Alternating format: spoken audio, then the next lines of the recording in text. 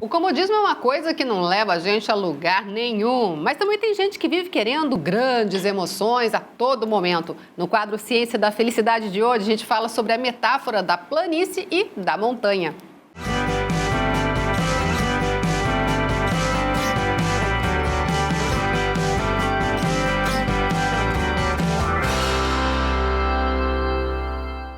Bem-vindo, Lucas Penteado. Obrigado.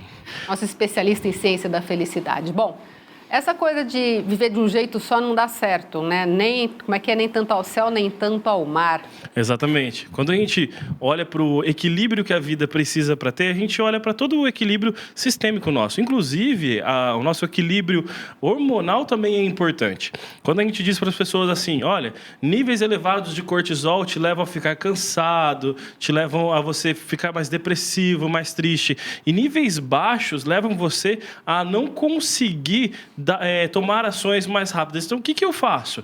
Como é que eu vou dar um jeito nisso? Eu preciso que o meu nível de cortisol esteja equilibrado. Né? A mesma coisa quando a gente fala de adrenalina. A adrenalina é fundamental para o ser humano, mas ela precisa estar equilibrada. A gente vai olhando para todos esses pontos e a gente vai enxergando que aquela metáfora que Confúcio usava na antiguidade, de que eu preciso ser mais próximo do equilíbrio da natureza, faz sentido para o ser humano, cientificamente e de maneira filosófica também. É interessante que tem uma frase que fala que enquanto a vida estiver fazendo assim é porque você está vivo, né? Quando ficar uma linha reta, porque já era. Exatamente. Essa oscilação, ela é necessária. E os nossos impulsos eletrônicos também são assim. Só que se eu exagero em impulsos eletrônicos, ou eu quero cada vez mais excitação, quero cada vez mais prazer do que eu estou sentindo, do que eu estou vivendo, eu começo a colocar meu cérebro em estados de overdose de prazer. Né? Por isso, algumas pessoas chegam a usar drogas para que o cérebro tenha uma excitação que ele nunca vivenciou antes. Talvez é preciso vivenciar com mais intensidade as coisas mais simples que você está vivenciando. Talvez é necessário olhar para isso, olhar para aquilo que você vê no seu dia a dia e dar intensidade àqueles momentos. Hoje à tarde, minha sobrinha me deu um abraço, né? Eu cheguei na casa dos meus pais, ela me abraçou e falou, tio Lu, e gritou e fez aquela festa. Né? E eu percebi que a cada vez mais eu não faço festa. Cada dia mais eu estou deixando de fazer a festa. E a festa está diminuindo. Então eu comecei a perceber, falei, não, no próximo dia que eu vier aqui, eu preciso dar mais intensidade para esse momento. Porque para ela é intenso e para mim também é gostoso. Então como é que eu faço para manter isso aqui? É esse o ponto. A gente saber que existem momentos de pico e existem momentos de baixa. E só que o mais interessante é buscar. Que depois de um momento de pico eu tenho uma planície para descansar. As pessoas que às vezes se acomodam e querem ficar naquilo, de repente falam assim, não, nem vou pensar em outra coisa, que é para não, para não estressar, para não cansar, né?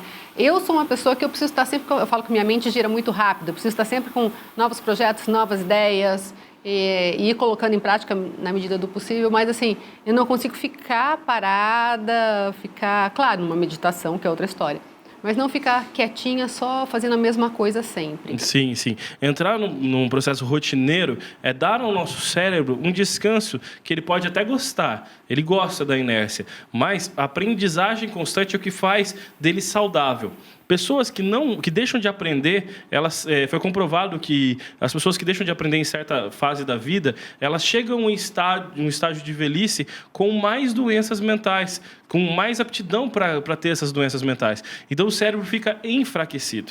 A grande ideia da nossa ciência da felicidade é que o cérebro em ação e em constante aprendizagem, ele é um cérebro mais saudável. Então é legal criar novos projetos, se desafiar a fazer coisas diferentes. Esses dias meu pai e minha mãe foram escalar uma montanha, eles voltaram falando assim, vocês não vão lá não, que é muito perigoso. Eu morri de dar risada disso. Falei, é exatamente isso, eles se desafiaram a uma coisa diferente. E isso mantém a mente sã e a mente saudável. As pessoas que entram no processo de mesmice, você pode ver que às vezes a pessoa tem 30 e poucos anos, mas ela está entristecida com a vida dela, porque ela colocou que aquele nível de atividade para ela era um nível interessante. Agora, aprender algo novo para ela é algo que ela tem receio. Então é legal falar para o seu cérebro, olha, vamos aprender algo novo essa semana, algo novo na semana que vem. Vamos tentar, se não der certo, a gente deixa de lado isso aqui e tenta de novo, tenta outra coisa. Isso mantém o ser humano saudável e o ser humano feliz. A gente pode dizer que isso se aplica também quando se fala em ter sonhos, realizar e ter outros sonhos, e realizar e ter outros sonhos? Exatamente. Quando eu tenho a busca por algo que eu já pré-estabeleci, eu gero uma expectativa. E essa expectativa me dá forças para trabalhar. Algumas pessoas se esquecem disso. E aí elas começam a viver no modo automático. Eu levanto, vou para o trabalho, volto para casa, reclamo da novela, reclamo do jornal, reclamo do país. Sem graça, né? E aí eu durmo de novo e eu continuo fazendo isso num plano recorrente de loop, que eu vou fazendo isso durante todos os dias. No final de semana eu faço as mesmas coisas, e aí, a partir dessas coisas que eu fiz, eu me sinto seguro. Ok, você se sente seguro por quanto tempo? Porque a insegurança vem e você começa a pensar, nada funciona porque as outras pessoas não mudam. E, de certa forma, é você que precisa dessa mudança. Então, quando a gente fala da metáfora da planície, a partir do momento que eu tenho uma subida muito grande, eu me esforcei muito para chegar num lugar, é legal que eu aproveite a planície. É legal que eu fique um tempo aproveitando aquilo que eu conquistei. Mas que eu saiba que depois eu preciso subir de novo. Eu preciso continuar dando ao meu cérebro desejos diferentes e criar expectativa gera no nosso cérebro um pensamento saudável. Eu estou fazendo isso com um objetivo. Eu vou trabalhar essa semana com uma coisa que eu detesto durante vários dias, né? Preciso fazer documentação, fazer um monte de coisas que não é o que eu gosto de fazer, mas eu sei que isso vai me gerar a possibilidade de dar mais palestras no futuro. Então eu vou fazer. Isso vale até para coisas pequenininhas do dia a dia, né, Lucas? Como, por exemplo, fazer uma atividade física, fazer um curso de alguma coisa, até pela internet, aprender, ler. Muito bem lembrado. É fundamental falar isso, né? Quando eu coloco para mim uma meta, olha, eu vou começar uma atividade física ou eu vou estudar algum curso, vou me colocar à disposição de tal coisa, o primeiro passo, eu sei que é bem chavão isso, mas o primeiro passo é mais difícil. Porque o primeiro passo do nosso cérebro é falar assim, tá, mas você vai deixar de fazer isso que você faz comigo para me estressar. Porque o cérebro, quando ele está em aprendizagem, ele se estressa. Ele aumenta o nível dele de sinapses e ele tem mais desgaste. Então o cérebro normalmente fala para a gente, não faz isso não. Tá tão tranquilinho assistindo a sua série de noite, vem para casa, liga a série e fica numa boa, fica nessa inação total. Agora você vai sair de casa à noite, vai colocar uma roupa, você podia ter ficado de pijama, mas você vai colocar uma roupa para você fazer uma atividade nova, aí você para e pensa. Só que na hora que você está pensando, você está usando ele. E ele fala assim, eu não quero. Você fala, eu quero, eu preciso. Você fica quietinho aí durante um tempo, depois de algum tempo você vai gostar disso aqui, né? Até ele aprender, demora um tempinho. Eu estava vendo, não me lembro agora quem foi, uma palestra que dizia que você não pode esperar a vontade chegar, porque senão ela não vem nunca. Você tem que fazer a vontade nessa hora. O treinamento dos SEALs, que são os soldados da Marinha Americana, ele tem algo muito interessante. Eles muitas vezes são colocados de frente ao conflito e eles precisam resolver o conflito. Eles não têm como sair do treinamento sem resolver o conflito. E muitas pessoas acabam falhando nisso, porque é natural do nosso cérebro não querer resolver esse conflito. Agora, aqueles que querem resolver o conflito, dentro de pouco tempo, eles têm uma neuroplasticidade. O cérebro deles se adapta a resolver problemas e conflitos de maneira mais rápida. Essa é uma aprendizagem fantástica para a vida. A partir do momento que você começa a resolver problemas, fala assim, olha, isso aqui eu resolvo, isso aqui eu dou um jeito, né? Isso aqui eu consigo. O seu cérebro começa a se adaptar a isso. E essa adaptação é fundamental para o seu crescimento. Essa neuroplasticidade, essa capacidade do nosso cérebro de ele se mudar através das suas ações é fundamental. Porque nós temos a capacidade de fazer isso. Outros animais não têm, né? Eu vejo assim, o jacaré é um bicho que passa metade do dia na água e outra metade do dia no sol. E ele caça de vez em quando, mas dá uma boa caçada para poder ficar nessa inércia. O ser humano não. O nosso lado dos desejos e o nosso lado do pensamento, ele é inverso. Então, até chegar ao pensamento ali, você pode decidir algo diferente. Você tem a chance de tomar decisões diferentes. Você não é um animal meramente reativo. E é legal aquilo que a gente sempre fala aqui, de começar fazendo o que a gente gosta, né? Exatamente. As pessoas falam assim, nossa, você precisa ter resiliência, ter foco, ter força. E eu falo, balela.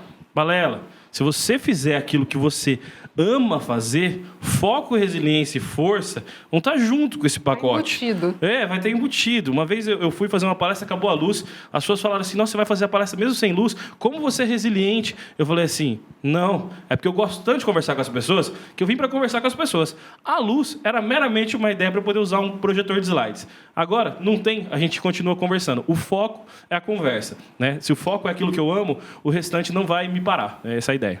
E a gente já deu até algumas dicas, né, Lucas? Se você não lembra do que você ama, pergunta para os pais o que você fazia que era legal. Exatamente. Né? Pergunta aquilo que te fazia bem, né? E muitas vezes tente se lembrar, tenta se colocar em ação para fazer de novo. Ah, eu gostava de fazer tal coisa. Beleza, gostava quanto?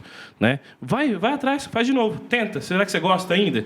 Né? E experimenta. Experimentar... Não ter medo também, né? De não dar certo, de errar e de não sair como gostaria. Né? Exatamente. Quando a gente fala dos hormônios da felicidade, a serotonina é um hormônio muito legal, porque ela trabalha a ideia de acomodação do medo. A partir do momento que eu me sinto importante para alguma coisa, eu consigo modular esse medo. Então, se eu me sinto importante para minha família, se eu me sinto importante para as pessoas que estão em volta, eu começo a conseguir reagir melhor ao meu medo. Né? Então, eu falo para as pessoas, começa a conviver com pessoas que gostam de você, sinta-se importante, converse com você, fala que você é importante para você, e aí sim, você vai conseguir ter coragem de fazer outros passos, que hoje em dia parecem difíceis. E não deu certo, muda, né? Não deu certo, muda. Tenta outra coisa. Exatamente. Obrigada pela participação mais uma vez.